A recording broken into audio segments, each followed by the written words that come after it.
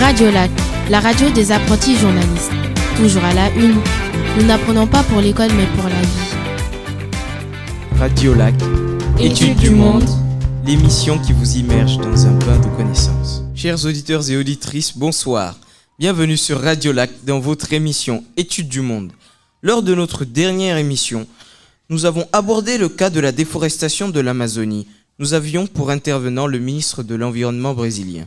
Aujourd'hui, dans notre étude de cas, nous allons parler de l'Inde, le pays émergent le plus important au monde, avec une forte croissance économique, mais avec des inégalités à plusieurs échelles. Aujourd'hui, nous avons pour problématique pourquoi investir en Inde. Et pour cela, nous avons l'honneur de recevoir sur notre plateau Madame Mariam, experte en économie et sociologie. Bonsoir Madame. Bonsoir. Et Madame Aminata, ambassadrice de l'Inde en Guinée. Bonsoir Madame. Bonsoir. Sans plus tarder, nous allons commencer. Madame l'ambassadrice, vous avez la parole. Comme vous l'avez dit, l'Inde est un des pays émergents les plus importants du monde, ce qui implique une grande croissance économique. Cette croissance est mise en avant par le développement des ZES, ou zones économiques spéciales, au sein du pays. À travers ces ZES, on voit un fort développement des technologies et équipements de pointe, partiellement dû à des investisseurs internationaux qui contribuent déjà au développement de l'Inde. Les espaces comptant le plus de ZES sont les plus grandes villes indiennes comme Delhi et Maharashtra. L'influx d'investisseurs internationaux est principalement dû aux efforts du gouvernement indien avec l'adoption d'une politique d'ouverture, encourageant les investisseurs internationaux et le développement de l'économie.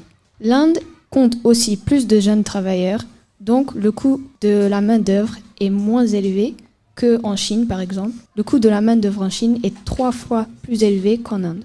En somme, l'Inde est en pleine croissance économique et technologique et il faudrait profiter des bas coûts de la main-d'œuvre et de l'ouverture du pays pour y investir.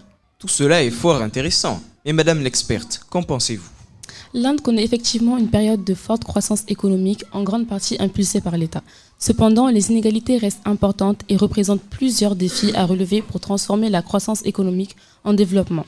Les inégalités de développement sont très marquées dans plusieurs domaines, économiques, sociaux, territoriaux et j'en passe. À l'échelle économique, nous pouvons observer une forte disparité des revenus. Une petite partie de la population, les plus riches, détiennent une grande part de la richesse.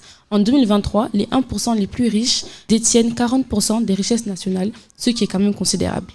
Dans les villes, on peut observer une coexistence entre pauvres et riches, avec une multiplication des bidonvilles autour des grandes villes. À l'échelle sociale, les études nous montrent que les enfants les moins riches ont une difficulté d'accès à l'éducation.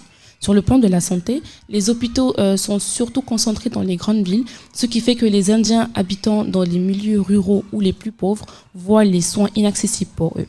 À l'échelle territoriale, le sud et l'ouest de l'Inde, comme Kerala ou Tamil Nadu, sont des régions développées et industrialisées, contrairement au nord et l'est, comme Bihar, qui sont des régions pauvres avec une grande dépendance à l'agriculture. En effet, l'Inde est un pays émergent à la croissance rapide, mais les inégalités y restent profondes entre riches et pauvres, villes et campagnes, ou encore hommes et femmes. C'est intéressant, madame, mais c'est justement en investissant que les inégalités, comme vous dites, l'accès aux soins ou l'accès à l'éducation seront comblés. Par exemple, investir dans la main-d'œuvre en Chine correspond à une multiplication d'emplois.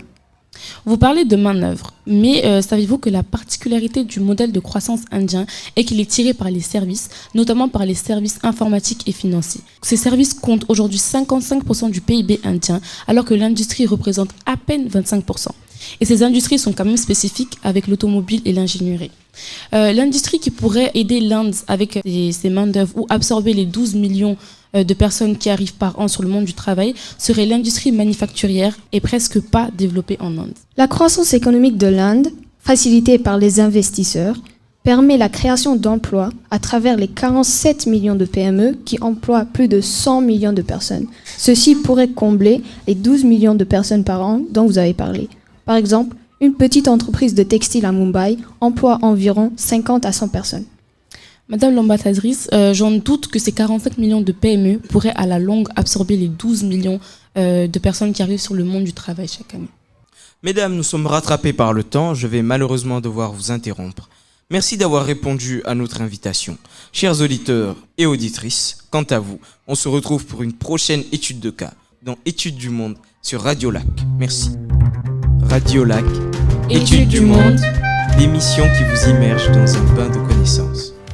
Radio Lac, la radio préférée des élèves, la radio éducative qui permet d'évoluer. Car nous n'apprenons pas pour l'école, mais pour la vie.